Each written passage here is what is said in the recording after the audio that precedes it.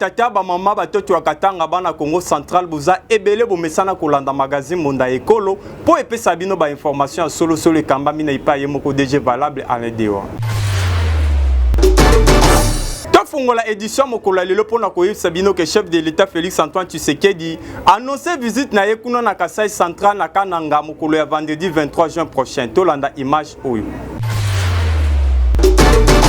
Toujours na souci à koluka bien-être ba congolais pe ko rassurer ba union so bandimaka ke musala eza ko salema chef de l'État Félix Tshisekedi mu kwantombolo bakisa lisusu Fati Beton a décidé ko kita na Kasai Central pour na ko lancer ba différents travaux na ville ya Kananga mokolo ya vendredi 23 juin prochain. Autorité provinciale ya Kasai Central mwana mboka John Kabeya a lancé qui communiqué na RTNC Kananga mokolo ya mardi 20 juin 2023 pour na ko rassurer ba na nyon sa Kasai pour préparer accueil chaleureux pour na koyamba chef de l'État Fati Beton. Yakoyeba ezali été visite yasuka au chef de l'État à Salagi na province ya Kasai Central ezalaki na mois de septembre 2023. Akendaki pour na ko lancer ba différents travaux ya réhabilitation ya route Kananga Kalamba Mbuji. Yakoyeba ezali été chef de l'État toujours na vision na ya ko moderniser ville ya Kananga a décidé ko kita mokolo ya vendredi 23 prochain la ville ya Kananga. Toujours pour na kolande la misala ndenge salemaki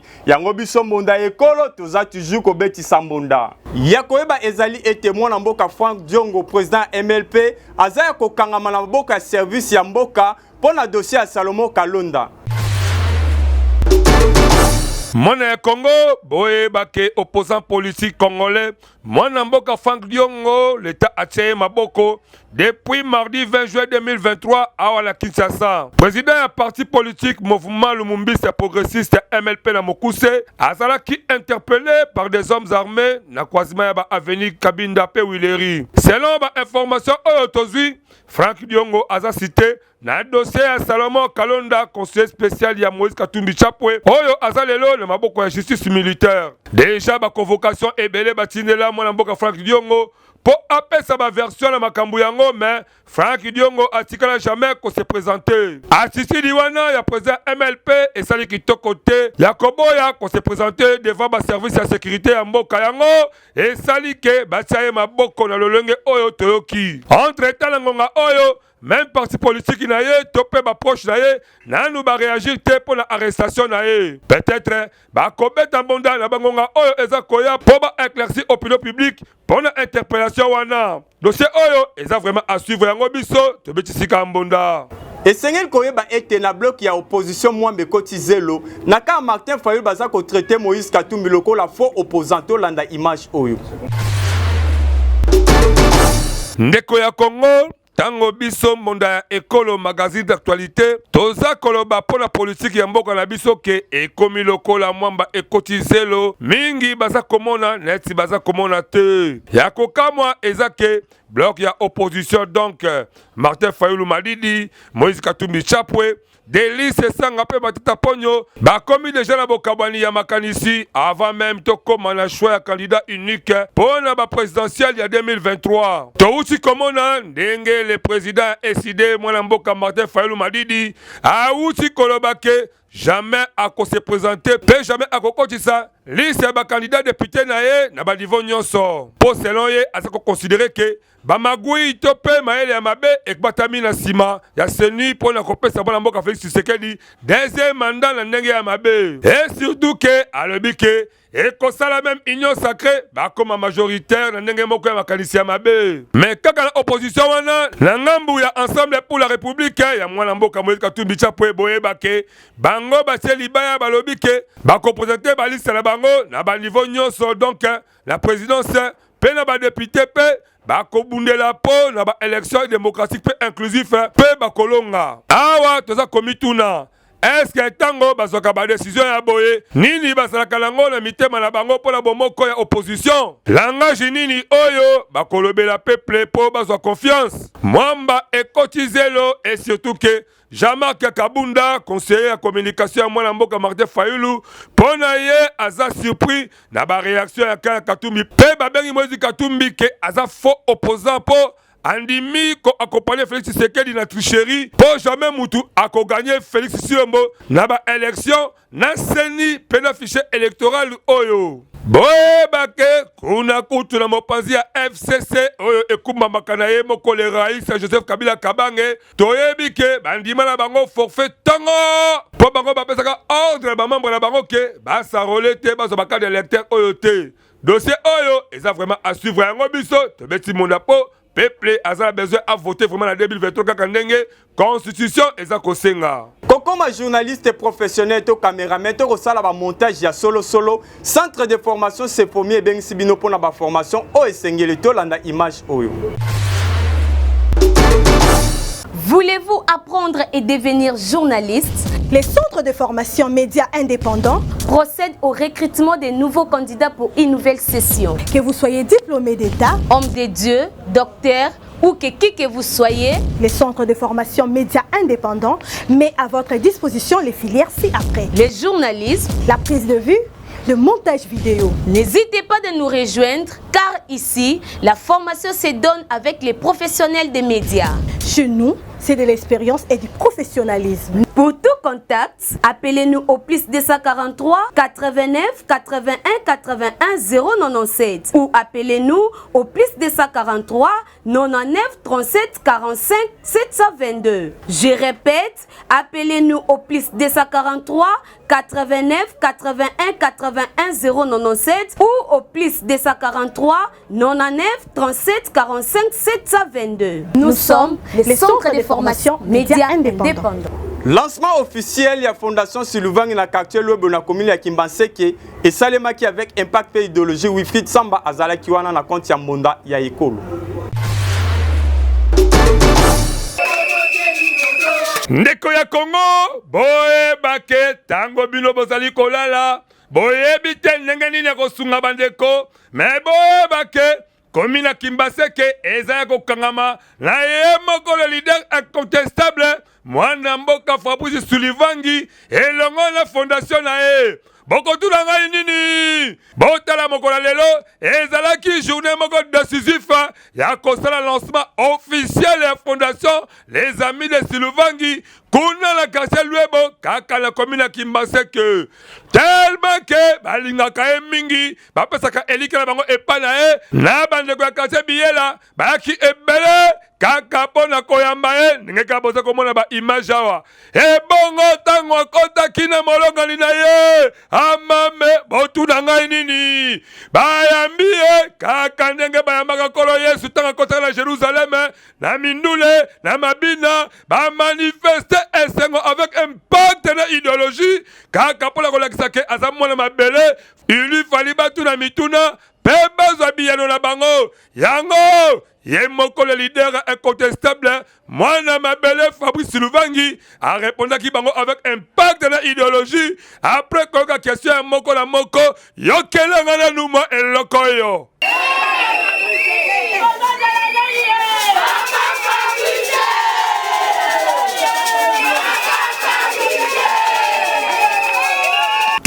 ke nyonso esalemaki na bolingo ya Nzambe po balingaka mwana na bango bino moko boyoka na suka mayangani ndenge nini ye moko le leader incontestable Fabrice Siluvangi elongo na bamembre ndenge nini babetsaki mbonda liboso ya kamera ya mbonda ekolo magazine d'actualité natonsami na esengo makasi mpona lancement ya fondation les amis de Fabrice Siluvangi esengo nanga ezali fondation oyo eye pour créer d'emploi pour na ba jeune yango na kosenga na ba jeune so Kimbanseke batlonga na distraction baya bapesanga maboko po eloko ekende liboso po le bako motonome na kati ya mboka eloko na bisa bana Kimbanseke mapona mezali baya baka leader un bon leader na kwena ye tangu na makambo bandite akona makambo bandite atake toza ba notable ya Kimbanseke ba vrai notable ya ko fondé te yango ke to bani makambo avant poto la face du monde ke toza populaire esali kitoko boyebake Kimbaseke bazalaka uni bolingo bomoko bapesa confiance epai ya mwana na bango Fabrice Siluvangi elongo na fondation na ye les amis de Fabrice Siluvangi yo oyebi ke ozalaka na kombe kotia makolo koto te po awa basi bapona yango biso tobetele monde mpe tofule mopepe akende swa mbonda kutu eyokani pu Boum! Ozana activité politique, conférence, mariage, topé ba activité mususu. Bengisa magazine Monda Ekolo agence pour na ba reportage ya solo to landa élément oyo.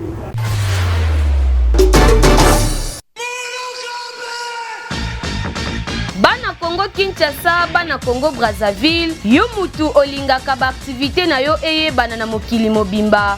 Mbonda Ekolo agence epesi bino opportunité ya kosalela bino ba reportage ya kafu kafu. Ezala activité politique, socio-culturelle, économique, religion, sport, conférence. Awa na Mbonda Ekolo agence ezosalema avec professionnalisme pe eza na prix moko très abordable. Esuki wana te endeko na ngai keba na ba reporter ya muyibi oyo bayaka kozwa ba image pe elekaka nango na télévision te kasi awa na Mbonda Ekolo agence nyonso ya filmage, modération, réalisation, photoshooting ezosalema avec un partenaire idéologie parce que awa tokanga masolo pena oyo etali image yebake okozwa yango pe ata na format ya YouTube.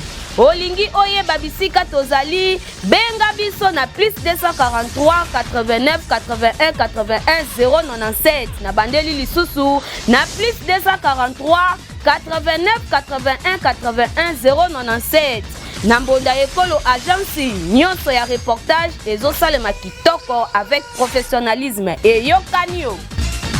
Pour toujours et pas ancien premier ministre Matata Mponyo pour procureur général ya cour constitutionnelle à Sengiba Landelaye tolanda élément oyo.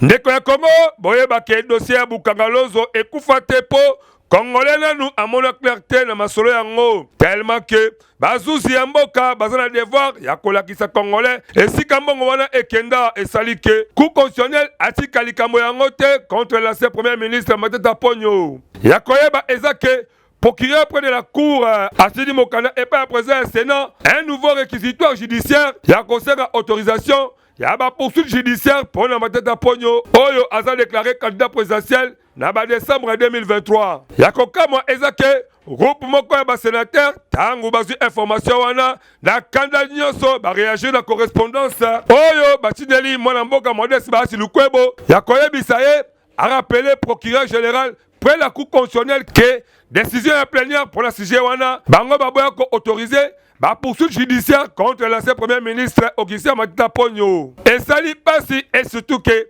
Matata Ponyo a commandé déjà kolia bambala ko sepela po azoki déjà moi lidusu ko bimela nenge kaka bayembaka mwana mpuku kotele na lidusu et surtout que cour constitutionnelle et comme lié siko potopotopo mokonzi ya bakravate rouge a kozala lisusu face ya justice kaka na ngonga oyo aza kobunda pona kobongisa masolo ya kokoma président de la république na ba présidentielle 2023 soki pe akolonga yango likambo oyo toza kolandela yango bien po si lelo ba congolais nanu balia masango ya Bukangalozo te et surtout ke mongo ekufa ya mingi yango congolais aza komituna mongo yango ekenda wapi ba congolais baza kozela bazwa ba rapport ya malamu et surtout ke dossier oyo eza vraiment à suivre yango tobetika Mbonda. Affaire Mwanga Chouchou eza toujours ko continuer na haute cour militaire avec impact pays idéologie tolanda élément ya Alain Dewa. Mone Congo boyeba ke likambo ya député Edouard Mwanga Chouchou eza sekokoba avec impact na idéologie kuna na haute cour militaire mais ya pasi ezalaki ke dispensaire ya boloko ya ndolo bayebisi haute cour militaire ke Mwanga Chouchou asali hypertension oyo eza ko permettre ete à se comparaître na audience ya mardi nzokande des corps ezalaki déjà planté pour ne parcourir ba contenu ya ba support informatique ya prévenu Edouard Mwanga Chouchou tellement que azana maboko ya service sanitaire ya prison médecin azako garanti que a cause la bien peu présent na audience ya oyo ekoya mais na ngambo ya ba avocat ya prévenu bango bazako insister kozwa liberté provisoire pour santé ya client na bango eza kitoko te po esunga ye akele kozwa baso médicaux malamu surtout mingi na mikili ya poto nzokande demande wana haute cour abwakisi yango à 2 reprises déjà kala ya kokamwa lisusu eza ke officier ministère biblique kutu aza kokamwa soki ba juge congolais bakozala na pouvoir ya kozongisa prévenu oyo aza kozwa basoi na étranger abanda koya kosamba awa na Congo na titre ya rappel boyeba ke Edouard Mwanga Chouchou nako proveni na ye Robert Mouchamaliwa baza soupçonné ya kozala na balien na barebelle ya M23 baza poursuivi pour la trahison, participation au mouvement insurrectionnel, espionnage, paix, détention illégale et armes de guerre. Masolo yango et balaki tango, bayaki ko découvrir ba armes de guerre la résidence ya Mangachouchou à la Kinshasa, pe na baloko ya société na ye SMB na Masisi, kuna na Nord Kivu.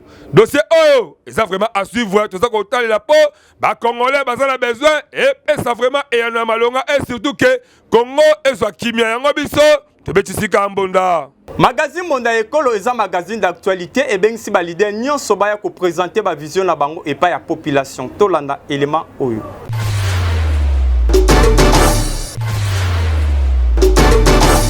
Congolais, Congolaises, yo mutu ozalaka na idée ya développement ya RD Congo, magazine Bonda ya Ekolo baleki ya Yezu apesi bino opportunité ya koya ko exposer ba vision na bino pona bolamu ya Ekolo mobimba. Botala bino moko tomesana koyamba batu na plateau na biso po mutu na mutu atalisa vision na ye, yo mutu oza na ba idée ya malamu olingi mboka ekende liboso, magazine Bonda ya Ekolo afongoleli bino ba porte yaka o contribuer na développement ya mboka RD Congo. Oyo ayebi ke aza vrai leader, sala lokola baninga yaka na plateau na biso parce que eza seule adresse oyo eyambaka ba leader ya makasi pe ya solo. Tala ndenge ba leader bazali koleka moko na moko bazali koyamba bango epai ya mwana mboka Alain Dewa na Medrine Kambembe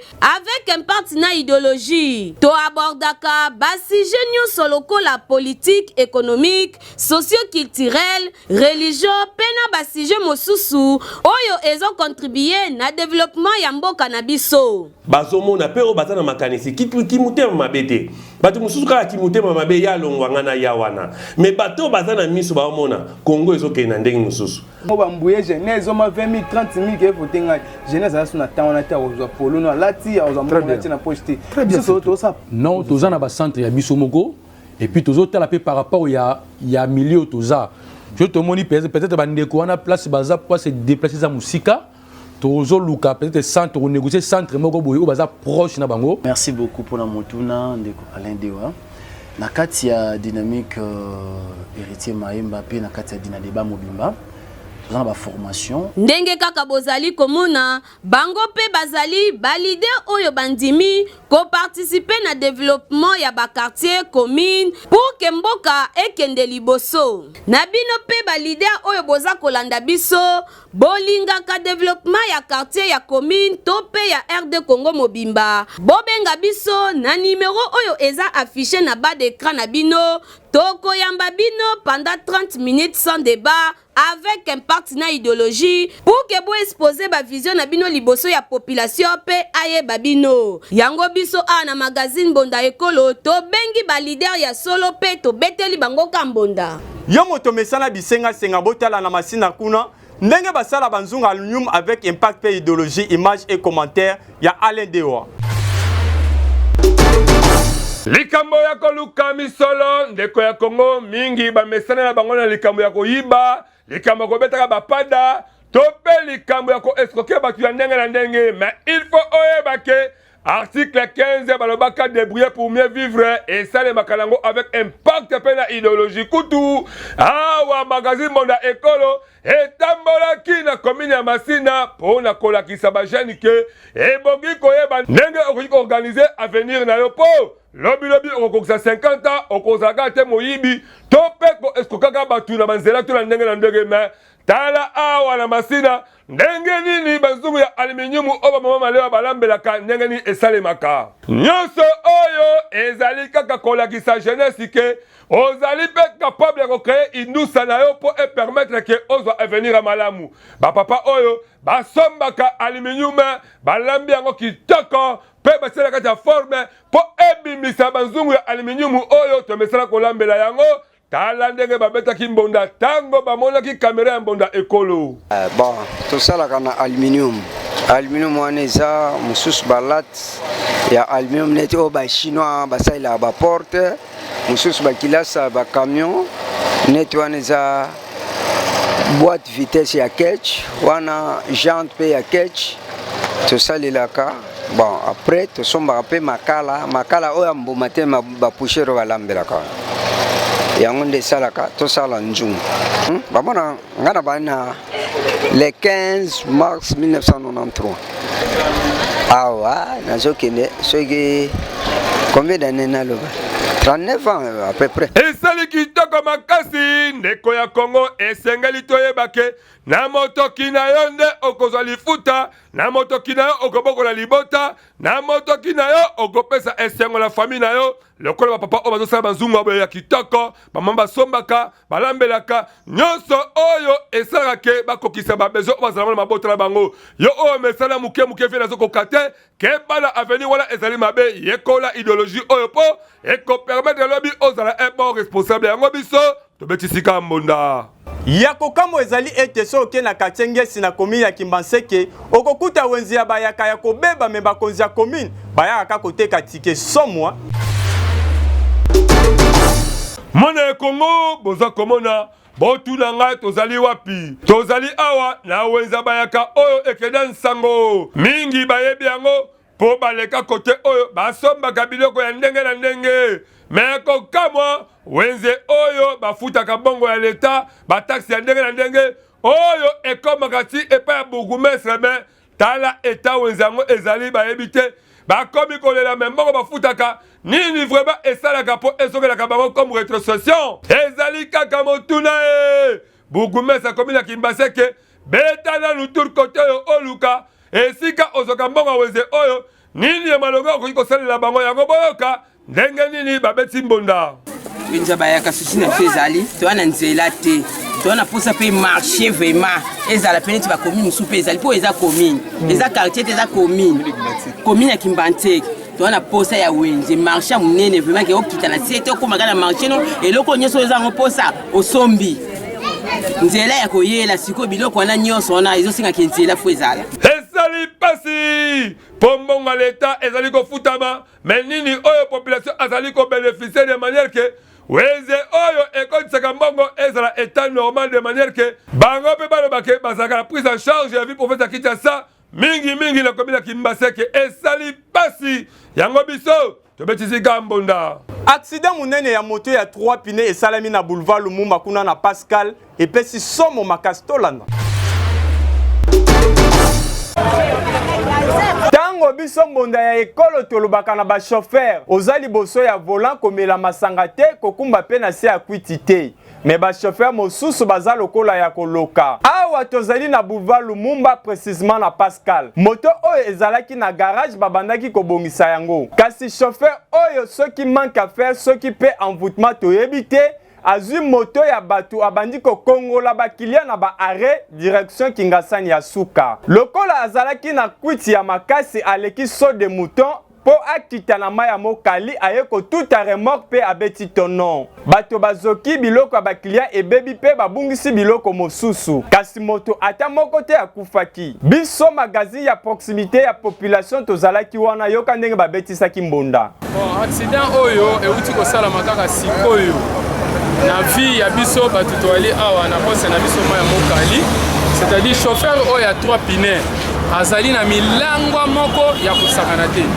yango omoni ba chauffeur même baza koyoka ngai a bord ya volant na yo tika komela kwiti ezali malamu te tala linga bomisa bato ebele eike oyo amemaki na 3 pine na ye oyo mpona kokomisa bango na Kingasani ya suka ye moko na descente oyo ya boulevard Lumumba sire mai ya mokali aye kotuta na ye moko moto agene te moto euti baniveau ya gardien bando ekomika awa Pascal awa chauffeur azalaki na kwiti so mpe tokomprendre mpe te mbala moko abaluki mbala moko abalusi kidala moto na bango nyonso bakomisa tokosenga kaka pa ba chauffeur boyeba ke baclient oyo bomemaka bavi na bango eza très cher. La vie humaine est sacrée. Alors, ebongi te kokumba motuka to moto na se akuti ya masanga. Bongo soki bandeko oyo babungisaka bomoi na bango. Ba chauffeur bobongola bizaleli makambo boy somwa biso tobetisi kaka mbonda pona nini bo eza rubrique na bino bolingaka mingi elongola ba stress Wilfried Samba abongiseli biso nini tolanda nazo yeba te bato nyonso tokovote bakosala eloko moko te bon biso tokolobela makambo mingi ya courant pourquoi courant etambola mabe pona nini boye pona nini boye yango wana nde kitoko Mbote papa journaliste. Na kombo na ngai Alain Luzaide. Pona nini boye gouvernement alesaka population te la tango ba fête. Pona nini no mama gouvernement na mikolo no mama fatala asala ma réduction ba fête. No mama mikoto kenela ku asoso ezoleka. Ku asoso ezoleka soso na minute oyo soso ezokoma 9000 10000 francs. Comment vous te fêter ndenge nini? Ba me kosata ma réduction mesure soso ekoma te ba niveau ate ba 4500. So tale kola masango mawatro, OK? Tomate, tono somba 200 francs, comme tomate comme 500 francs, 600 francs. Pona nini boye? Pona nini normal gouvernement ta la biso na ba fête o kenela wa ba me ko sa soma réduction ya côté ya kolia. Mbote papa journaliste. Na kombo na ngai Alain Luzaide. Pona nini boye? Pona nini boye gouvernement alesaka population ta tanga ba fête. Pona nini ezali koloba lokola boye za question tuni ngai. Gouvernement vraiment eza pas si mingi. Toko utana na mo ba makamu na ba janvier début à janvier tonyokama tokonyokama ti décembre kaka konyokama. Donc réduction ya biloko kolia ezate. Nde nazabo na kozala na ngana na kilote, na sengle me kolia nde ya libumu. Kolia nde ata ozana veste te me eloko simbi via muteza kolia. Pona nini boye gouvernement ozole sa population te na tango ba fête tozo kemba fort. Na kama kutu na limite ko ni 100 francs. Pona nini boye? Ya ko biloko kolia il faut kitana kata mboka o tozali. Tate ke mboka tokendaka na passe ndile bato bako toza soki wapi. Pona nini boye? Dona posa ke mboka soso ekita ekolo masango ekita ekolo fufu ekita bino bakonza mboka bolobela mboka oyo poto kende liboso. Pona nini boto kemba? Bon, pona nini gouvernement alesaka la population de pour la fête. Bon, wana eza yo mboka na biso ne otamba ba politicien biso ba liso te. Na biloko nyonso to nango ba makambo bebe to nango. Après ce gouvernement faut laisser biso pour la fête. Mais soka linga te. Mutema abe ba politique. Caricature ya mokola lelo Jesse Diemba ko kontinitiri abeti di solo nini tolanda. Toyebi ke infraction zalaka atasuki mutu ayibi abundi mais il faut koyeba modèle nini ya okangaka mutu mais oyo tozomona mikopo de reso policier tokoma kokama même yemo ko devient nduka ata bakangaki ye ezalaka boyete mais asali nini abominani venduka po bakumba ye na modèle ya boye pas normal ça yango babundaki te sir makaka makambo ya politique po ve alobaka trop bakote wana mwangonga moke boye venduka zoya batiki ye affaire ya grave te kaka contre-temps ya kofuta nyongo ya sœur moko bon c'est tout hein kaka pona nyongo kokumba moto na modèle ya boye tosengi na banoko na biso ya ba policier moi botosi pe ezalaka likambo ya ba arrestation awa la kata ville ya Kinshasa epa bandeko na biso ba policier tokoma kokamwa tokoma kobituna yango état de droit ezalaka te na kati ya Kinshasa to na kati ya République démocratique du Congo ya boye tokosenga kaka na bakozi ya mboka boye bakosina ba policier na biso na ba formation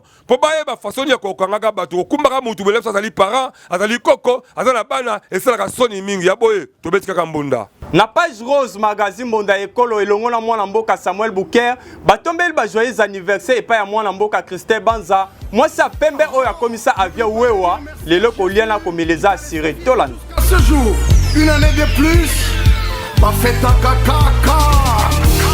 Aujourd'hui c'est ton jour, nous nous sommes des idées de te faire le bonheur.